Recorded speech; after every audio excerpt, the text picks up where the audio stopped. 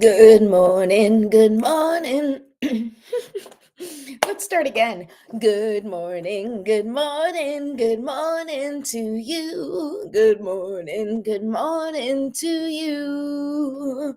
Good morning, everyone. Welcome to another episode of Me First Mornings. I'm Sure Barrel Wolf, an energy practitioner and a life strategist.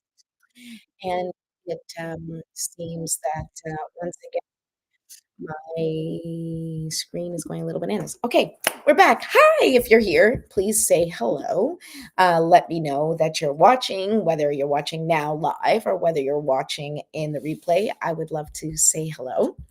And let me know where you're watching from, right? What country you're watching from, what state. I don't know. Where are you? Let me know. Okay, so this show, Me First Mornings, is where I like to give you guys some tools, some stories, and strategies that will help you build resilience and start over after loss, much the way that I did. And hopefully, it'll help you navigate life's twists and turns with a little bit more clarity and confidence. And today's topic, we are going to be talking about energy. Yes, energy, my favorite. So I used to always talk about saying, calibrating your energy. And I still like to use that term calibrating because I look at it, I understand it. And, I look at it as sort of recalibrating.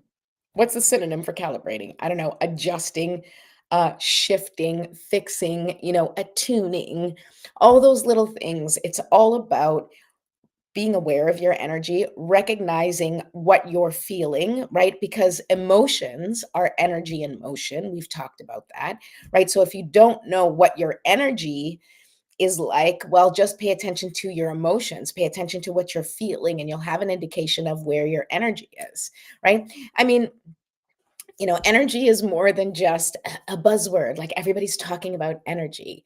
It really is the invisible force that drives your moods and your actions and your overall well being. Like if you are not paying attention to your energetic health, right, your energetic well being, if you're not paying attention to what energy surrounds you or what energy you're holding on to, well, those things will affect every aspect of your mental and physical life. It will affect you. It will affect your decisions. It will affect your perspective. It will affect how well you function and how well, physiologically speaking, you are functioning. Right? When your energy is depleted, you feel it in your body stress, fatigue, or you just feel like you're stuck. And I really want to help you move through either stuckness, because we've talked a lot about this week. Um, We've talked a lot about that this week, or I want to help you manage your energy. And in fact, the entire sort of catalyst, okay, the catalyst that got me started doing energy work happened many years ago. I've talked about this on other shows, but very briefly.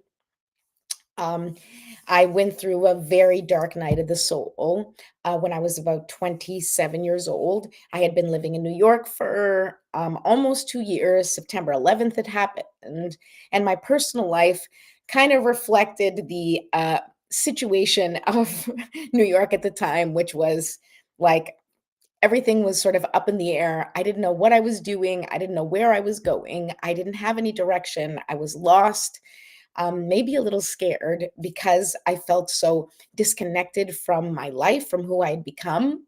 And I decided to go home, to go back to Toronto and recalibrate my energy. Now, I didn't look at it that way, but that was when I first decided to move back. And I stayed there for about a year and a half before then I returned to New York. And in that year and a half, I spent a lot of time crying. I spent a lot of time thinking. I spent a lot of time just being really, really depressed. And I'll say that I allowed myself to sit in those feelings. Although I didn't realize that that's what I was doing at the time, I really thought that I was just being lazy. I thought I was avoiding things. I thought I was procrastinating. I thought I was being a terrible person. And I really was not. I was not kind to myself. And all of that works against you, right? Because then you just start compounding. So your feeling of being lost or your confusion or your disconnection then just grows exponentially when you start feeling guilty or shaming yourself for processing the emotions that you're going through, for processing your own thoughts, and for even just thinking about where you're headed in life. Like if you're not taking action, it's easy to feel like you're not doing anything. It's easy to feel disconnected from your value or your worth if you're not able to produce anything, especially in this world where we're always producing. So, I'm sharing this story because what happened to me was that at some point I was sort of getting better and I just kept thinking, what's going to make me happy? What can I do that's going to bring me closer to happiness? And unbeknownst to me, I was already sort of using that me first formula. And that's kind of how it started. But one day I decided that I was going to I went on a trip. I went to Memphis in May with my roommate at the time, Greg. Well, he wasn't my roommate at the time, but he became my roommate after I moved back to New York. And we went to go see music, and we loved music. And it was one of those things that I decided, you know what, I'm going to go and I'm going to play. I'm just going to go watch Anthony Gomes play Memphis in May. Anthony Gomes is a blues musician who is from Toronto. We connected at the time, and he was going to play Memphis in May. It was a great excuse to go see a big music festival. And Greg went with me, and we had an awesome time. And in that time, like around that time period, I started to connect with energy as something outside of me. I started to really pay attention to energy. And I suddenly had this epiphany because my life was sort of in shambles and I felt like everything was falling apart. And one day I just had this idea that maybe what was happening is that our bodies were filled, like that my body was filled with magnets, okay? Like magnets, like things that you stick on your fridge that say, like, loved Flora or whatever, okay? Magnets. And I imagine that in my body I had magnets. Sorry, I forgot to turn off my phone. I imagined that in my body I had these magnets and that they were facing the wrong way because I was attracting all of these crazy things. I was attracting drama, I was attracting chaos, I was attracting, you know, terrible situations and experiences. And so I started thinking to myself, what if all I need to do is figure out how to shift my magnets and turn the other way so that instead of attracting negative experiences, I could attract positive experiences. Now, I really had no idea what I was talking about and no idea that there was some truth to what I was thinking. It's just how it came to me. And that epiphany then got me to slowly start putting the pieces together on how I was responsible for the energy that I was putting out in the world, that I was responsible for the energy that was in my field was my responsibility, right? And there's a lot more to that story, and I can tell you even more, but a really, a really quick sort of manifesting part of that story was that I told Greg at the time in while we were in Memphis about this idea that I had, the magnets and I needed to switch them. And at the time I said to him, I just need to figure out how to manage my energy. Like, I wish there was like a book about energy management. Okay. And I said it just like that. So then we both left Memphis. I went back to Toronto because that's where I still was at the time. Greg went to fly home to New York. And sure enough, he's sitting next to this woman on the plane. And this woman is reading a book called Vibrational Medicine. And Greg notices and is like, okay, but he doesn't start the conversation with her. But she ends up starting a conversation with him. And it turns out, I won't get into all the details, but that she had authored a book called Energy Management. Okay, so talk about asking the universe for something and then having it immediately sent to you through a friend. It was amazing. And Greg got home and called me immediately. And he was like, I just met a woman who wrote a book called Energy Management. I think that message is for you. And sure enough, I did. Her name was Barbara Gray, and she did write a book called Energy Management, and it's a very small book. I recommend getting it if you'd like. And it really does explain the energetics of our bodies, and it goes into that kind of stuff. So if you're interested, go ahead and get it. Vibrational Medicine, the book that she was reading, I also own that, but that thing is like 7,000 pages. It's just huge and very scientific. And so that one, I haven't been able to read quite in the same way, but Barbara Gray, she actually breaks down the energy management techniques really well. However, that I'm not talking about the kinds of thing, well, specifically what she's talking about. What I'm talking about is the more practical side of energy management. Because in all of these books that I read and all of the research that I have done in my time, I I found that not all of them were really good at making those lessons practical, right? Like it's like, yes, I can manage my energy if I'm, in yoga class, right? And I'm being mindful and I'm breathing and I'm recognizing, oh, this breath is going into my body. I feel peaceful, whatever that is. But how do you manage your energy when you're in the midst of a heated debate? How do you manage your energy when your kids are driving you crazy? How do you manage your energy when your boss is saying something to you that really is hurtful and that you're afraid you may lose your job, right? How do you handle your energy in day to day situations? And so that's a little bit about what we're going to talk about today. I know this intro was a little longer than usual, but I'm a little free flowing today. So I hope you enjoy it. All right, so let's start with our little warm up because that's what I'd really like to do for us to do together. I picked a new candle today. Let's see, it's called Blueberry Waffles. Oh, I know my face didn't look really great that way, but it was actually really smells really good. All right, blueberry waffles, bring me home. What? No, take me away, right, Calgon? Oh God, you guys are gonna watch this show, and if you don't know me already, you are going to learn exactly how old I am just by my references. Because you have to be a certain age to know what Calgon "Take Me Away" is, which is a commercial for Calgon that takes you away in bathtubs. Anyway, all right. Please say hi if you're watching, as I said. And here we go. Okay, so we've lit the candle. I'm going to drink a sip of my coffee because Lord knows I need it today.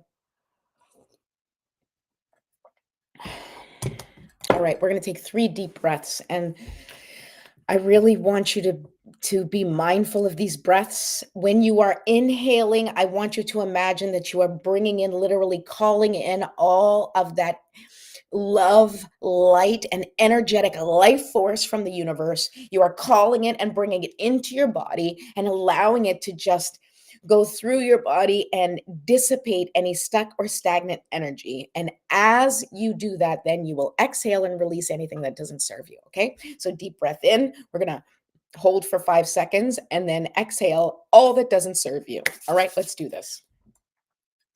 Heartburn. Mm-mm. All right. Here we go. And hold.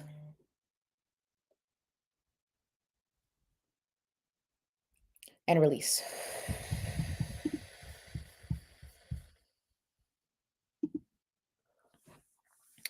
Deep breath in and hold and release.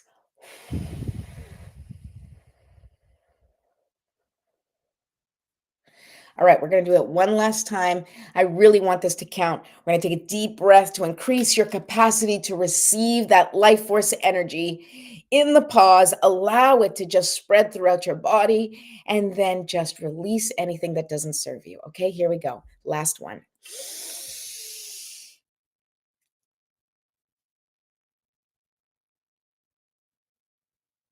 And release. Okay, now we're gonna do a little stretching. I always like to stretch, especially my neck, because I use my voice, right? So the things that you use, you want to make sure that those areas are loosened up, or that you eliminate as much tension or pain or stagnant energy as possible. You kind of want to wake up the body. You can do a little tapping. That's kind of the shaking. Oh, that actually felt good on my head. Okay, a little stretching. If you're doing this on your own, of course, you can do a lot more stretching. You can do a whole yoga routine. But I'm going to do this just simply with you to show you that all it takes is a couple of minutes together right? And set an intention, and you can be on your way. You are already better now than you were when we started. And that's the whole idea. All right. So now we shake it out, shake it out, shake it out, shake it out. I haven't worn my bracelets in a while, so I don't get that shaky, shaky sound. I mean, I wear my bracelets, just haven't done them for the show. Whatever. Okay, fine. All right. So now we're going to set the intention for the day. And first, we are going to call in to for our spiritual support team. Okay, Lord knows that we need support, so I am going to call into the spiritual support team in the way that I do using my prayer. I ask you to do the same in whatever way you feel connected to based on your spiritual beliefs. All right. Oh, hi, Jim from Earth solar system. Oh, I'm so glad you're watching from Earth. I really hope that one day you are watching this from space. That would make me really happy. All right, here we go. Divine Mother, Infinite Father, Creator, Ascended Masters, Archangels, Spirit Guides, and all beings of 100% pure white light. Allow me to be a clear and open channel of your light and love without hesitation or ego. May the highest vibration of love and light connect with my higher self and release any and all things that no longer serve me. I ask that Saint Germain and his infinitely powerful violet flame burn away the things that no longer serve myself or humanity and hold us back from our divine existence. Thank you, thank you, thank you for helping me set an intention for the day that is in alignment with my highest good and for the highest and greatest good of all. Thank you for showing us the signs and synchronicities and messages in nature, music, movies, through the cards that I pulled today, and through the words of others today and always. I appreciate you, I serve you, and I am grateful for any wisdom that you may have for myself or the collective on this day. Thank you, thank you, thank you. So be it, and so it is. Whew, okay. Rock and roll. All right. So now I want you to just take a moment and think about your GPS word. Jim, we already know because you've revealed it on here that your word is sassafras. So take a moment and I want you to feel sassafras, okay? Just embody it in the best way that you can. And for anyone else watching and sassafras is not your word, think about your word or just think about the feeling that you most want to embody for your day. And while you are thinking about that, I'm going to remind you to go ahead and subscribe now to my YouTube channel at Me First TV. Just go to YouTube and the links are in the description. And I would like to remind you that if you want a personal reading or a strategy reading or a couples reading, my scheduler is open. You can go ahead and get that link in my description. Just go to Calendly/Jumpstart for Change. And of course, if you have not yet downloaded your free Me First Guide to Transformation, the link is in the description. Please go ahead and do that now. It has some tips and some tools. And today's tips are actually, there's a lot of sort of energy calibration tips in that guide. So today's lesson would go really well and hand in hand with the guide to transformation. So if you haven't done that yet, please go ahead and click on that.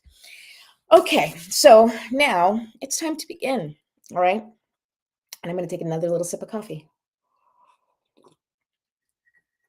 So we have all heard that phrase, energy flows where attention goes. Okay. I couldn't remember the exact phrase yesterday. And today I looked up who actually said it. And it seems that that quote is attributed to James Redfield, who is the author of the Celestine Prophecies. I don't know if you've read that book. I did. Don't remember it, but I remember enjoying it. Oh, it's terrible. My brain just sometimes does not function. Anyway, that's that saying, energy flows where attention goes, which we talked about yesterday, which we're going to talk about today, and we will most definitely talk about again tomorrow because we're talking about focus. Is really important for you to understand that what you are focused on, where your energy is where your energy is focused on, the things that you are managing in your head or in your body on a daily basis is going to dictate how your day goes. It's going to dictate how your life goes, right? If you are always focused on your pain, then you will never feel relief, right? Because you're always focused on the pain. Now, if you're in pain, obviously you may not have a choice, and it's constantly something that is with you and that you have to navigate and manage. And I'm not telling you you need to ignore your pain, whatever that pain may be, whether it's physical pain or emotional pain or any other type of pain. But what I am saying is that you have to get yourself into a place where that is not the only thing you're focused on, right? Well, where your energy doesn't all go into the healing process, but it also goes into enjoying yourself or finding joy or finding moments. Um, I on the internet they talk about glimmers, like finding moments that like bring you joy, which I think are great. And I talk about it in a different way. And I call it the pockets of joy, right? Even in despair, or even when things are falling apart, there are always pockets of joy, right? Like you're fighting with your kids and somebody suddenly farts and everybody breaks out into laughter, right? That's a pocket of joy, right? Farts bring joy. At least in my house, okay?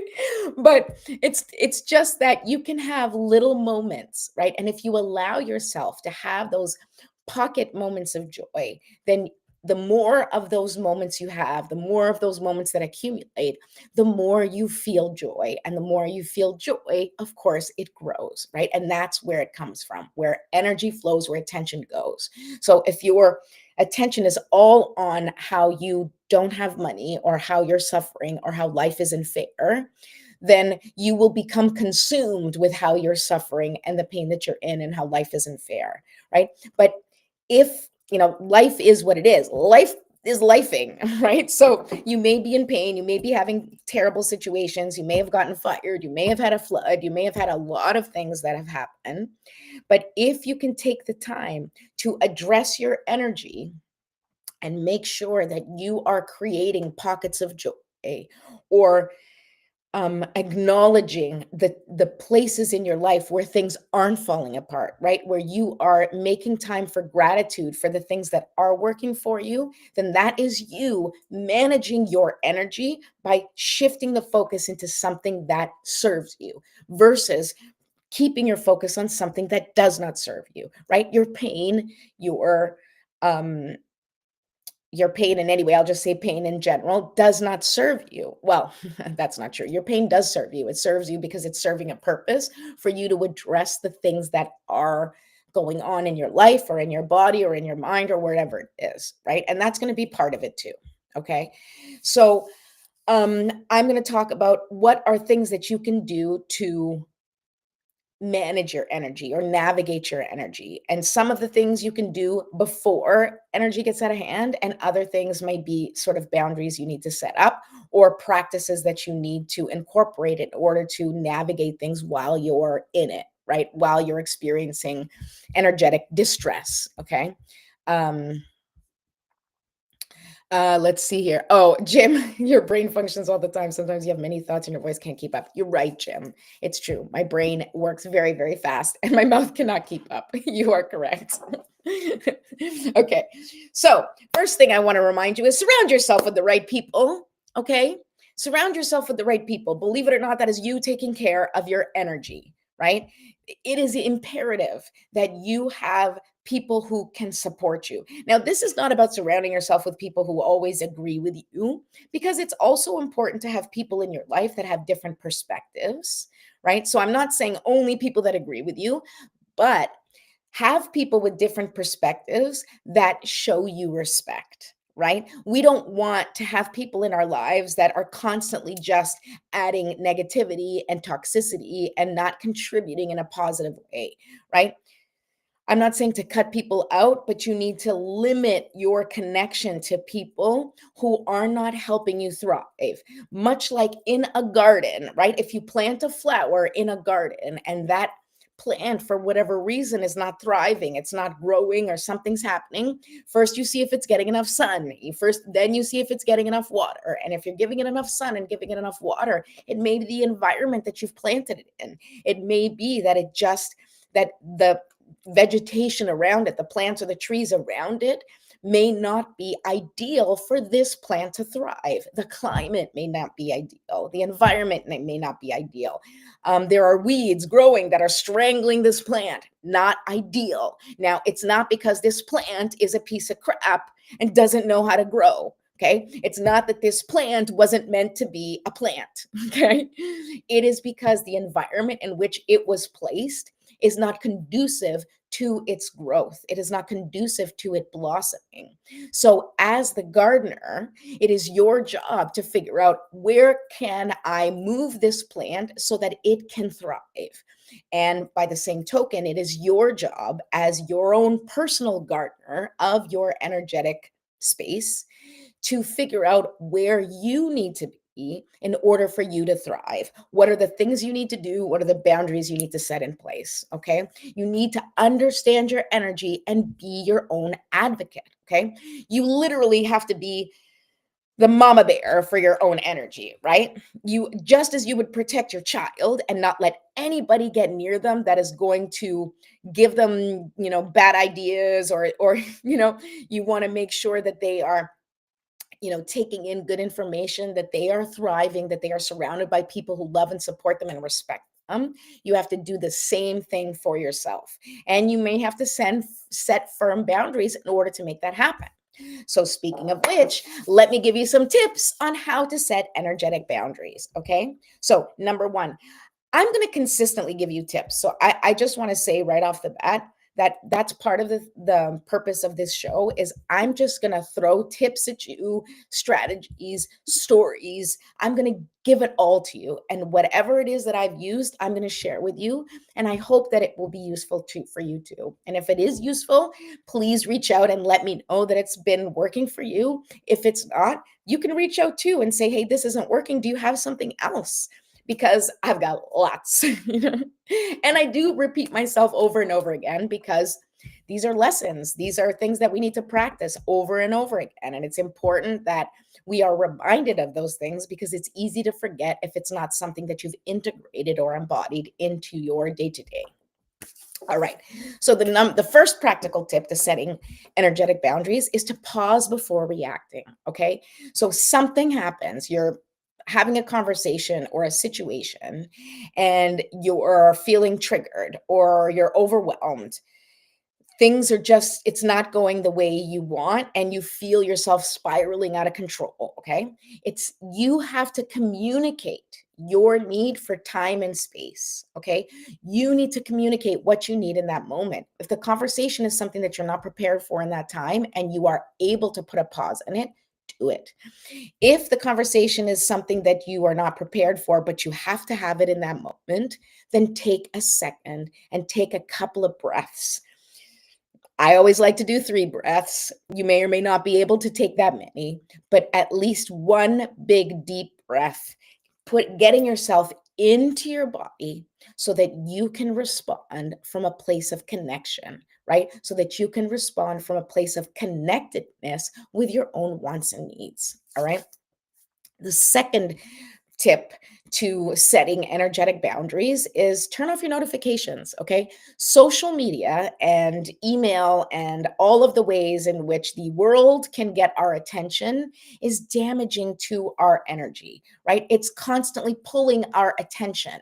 And so it's really hard to focus on what it is that's important to you. It's hard to prioritize when you're constantly being distracted and pulled away, especially if you, like me, are neurodivergent and have ADHD or autism or anything that may make it a little bit more difficult for you to maintain focus, right? So turn off any notifications, or if you can't turn them off because you might be in a situation where you can't, then at least find time where you put a do not disturb on your notifications, right?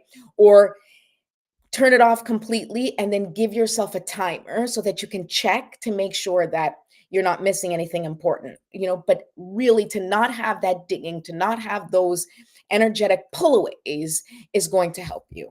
All right. The other thing I would like to recommend, or another tip, is to use tools to communicate boundaries. Okay. So what am I talking about? Things like auto replies for emails, right? So that you don't have to address every single thing that shows up for you all the time, right? Make sure on your email you have an auto reply. On your phone, you can do an auto reply if you can't answer it right away, so that you are responding to people when you are ready, right? Now, you may or may not have a job that allows you to do that. And so, if you can't do it for your job, then you need to set it up that you can do it at home. The idea is that you want to start shifting in a direction where you are the one that is in charge of protecting your energetic boundaries, where whatever enters into your space, you have to have a filter to know that, okay, it's time for me to do this. I can manage this right now. And have things in place that things can't just show up if you have control, right? And you can say, I will deal with that when I'm ready. And the more things you can put in place in advance of having to face those things, of having to just get thrown things, the more that you can do in advance, the better it will be for you. Because that's another thing that we're practicing. We are practicing setting boundaries. We are practicing shifting our focus to the things that are important to us. And one step at a time, you are going to be able to set the boundaries that you need so that your energetic space is really cultivated and held by you, that you're the boss and you're in charge. Okay. Another tip that I have for you is to start your day with intention, which is one of the reasons we do Me First mornings together, right? Take control of your day. Start off on the right foot. Set an intention. Get really clear on what you want your feelings to be, on what you want your GPS to be, on how you want your day to go, and then make every choice, every decision, kind of the same thing, but we'll go with it.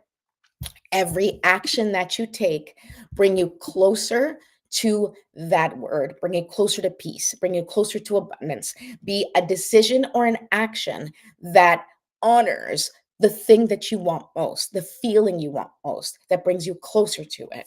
All right. And that is sort of how you can slowly start to shift. Another thing that I want to talk about is triggers, right?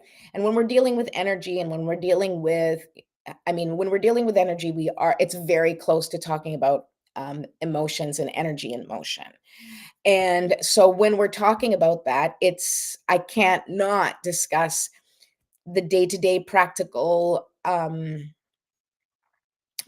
aspect of how do you navigate your energy when you are in the middle of something that triggers you? Okay. Now, I actually do have a worksheet. And if you're interested, I'm in the process of changing it. I am going to do a workshop, which is a 7 steps to healing workshop. And this particular workshop, it focuses on triggers, right? It focuses on, now I'm using the word trigger in the sense of, something that activates an emotional response that we usually describe as being negative. So, can be anger, jealousy, frustration, right? So something that hits you and you get angry. And so I have developed a method to kind of manage that. And we'll talk about that. Maybe we'll talk about that still this week or next week. I'll go through the 7 steps because it's really important. But I highly recommend you reaching out to me and letting me know if you're interested in that workshop because I am going to be putting it together and hopefully doing it soon. Um, but what it does is it's important for you to understand that when something happens, when there is a trigger, when somebody says something that upsets you, let's say, then you have to take the time to address it for yourself, to look at what part of it can you take responsibility for and what perspective shift do you need in order to heal the parts of it that you're responsible for. We're not responsible for what other people do. People do crappy things to us and we can't control them. But because of that, the healing journey has to begin within and with us. What am I allowing here in this relationship or in this situation? What can I do to combat this? What is it that I need the most? And how can I put that out there instead of expecting someone else to do that for me? Not that you shouldn't expect other people to support you and love you and do what needs to be done, but mostly I say that because we can't control others. And the only thing that we can control is ourselves and our reactions and our actions and the steps that we take. And so a lot of the healing work is inner work. And we're definitely going to talk about inner work with the Me First framework because inner work is one of the channels that I discuss, right? So E is the second channel, right? We did momentum yesterday, E being energy today. And then tomorrow we move to focus. And probably next week we'll get to inner work. But all of it is inner work, really. And the last thing is, of course, I want to encourage you to put out into the world what you want to see, right? Energy is it's like a living, breathing thing, right? Oh, hi, Sean. Nice to see you here. And you are responsible for your energy. You are responsible for what you are putting out in the world, or the energy that you or like the energy signal that you are putting out into the world is your responsibility. And so when I talk about energy, especially through the Me First framework, I'm talking about the energy that you can control, that you can manipulate, the energy in your field, right? So I want you, or part of this work is about you managing that energy so your output is what you want to see in the world, right? I want to see people who love and care for each other. I want to see compassion. I want to see um connection between people. Okay, so if that's the thing I want to see most in the world, then my mission becomes to shine with love and compassion and support. Like that is what I want to embody because I'm showing the universe what I want to see most in the world. I'm showing other people what I want to see most in the world. I am embodying the very thing that I find most important in the world. And so, at least if there's one person, being you, embodying the energy you want to see most in the world, well, then that means that that energy exists, right? Sometimes it's hard for us to see that there are certain ways of doing things or certain ways of being until we see it in front of us. And it is your job and my job for us to step into that person, to step into that example that we want to see in the world, right? I think it's the Gandhi quote, be the change you want to see. It's the same thing. Be the energy you want to feel. Ooh, I like that. Be the energy you want to feel, right? So if you want to feel love, be love. How can you embody love? If you want to feel abundance, be abundant. How can you feel more abundant? How can you step out abundantly? I'm going to repeat myself over and over and over again, people, because this is really important because we need to do this together. Hello, Alicia. Nice to see you. Okay. So I'm going to pull a card. We've gone over, well, I went short yesterday. We're going over today. I'm so consistent. All right. So let's see what the Luna Soul Tarot deck has to say to us about energy. Okay. Specifically about how to navigate the energetic climate right now, right? Like, what can we each do to become more connected to our energy? What kinds of, well, I don't know if it's going to say what kinds of things, but let's just see what the cards have to say. All right. So tell us, oh Oracle tarot cards of my life. I love these things. What do we need to know to become more connected to our energy? Eight of Wands. Woo, I love the Eight of Wands. Now, Eight of Wands is like, whenever I see this, it's like, go, go, go, go with passion and fervor, right? But look at that. Each one of these is a light. So when we're talking about, being out in the world, the light you want to see, these are the passions, right? I want to see kindness and compassion. I want to see success. I want to see connection. I want to see vitality. I want to feel healthy. I want to feel loved. All of those things, right? And all the things that you want to feel, you need to embody. You need to put it out there, like send it out. That's what this says to me. This says, whatever it is that you want to feel in your life, send it out. Be it and send it out. Send out your passion, send out your fire, send out the things that you feel so strongly about that you want to put it out into the world. What is worth throwing out into the world? What is the legacy that you want to leave? What are the emotions that you want to fill this world with? Happiness, joy, laughter. this is what you need to embody so that others can see it too. All right, and I will do one more card from the Oracle, just because I'm in the mood and it's my show. It's me first. All right, and don't forget to please subscribe to my YouTube channel if you haven't already. Go watch other videos. I have lots of topics about healing and other such things. And if you want a personal session, you want to maybe go through what your GPS word might be, go figure that out together, or come up with a plan of how you can kind of move through the process of transformation. Maybe you've had some loss, maybe you've had some big changes. Well, then please feel free to reach out and call me. I'm happy to help. That is exactly what I help you with. All right, here we go. Yeah, these cards are ready. Come on. A change in the wind. Okay, that's card number 12. 1 and 2 is 3. So 12, 1 plus 2 is 3. A change in the wind. And this is a perfect card, right? We are talking about transmuting our energy. You are in control of your energetic space. And so this card, once again, it's like a change is in the air. You get to shift things. You have control over the energy in your field. And that change that's coming.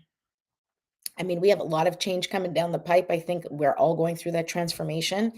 But this also reminds me that you are in charge of that change for yourself. And you have the power to transmute the energy into a way that feels more beneficial and productive for you and what you want to accomplish in the world.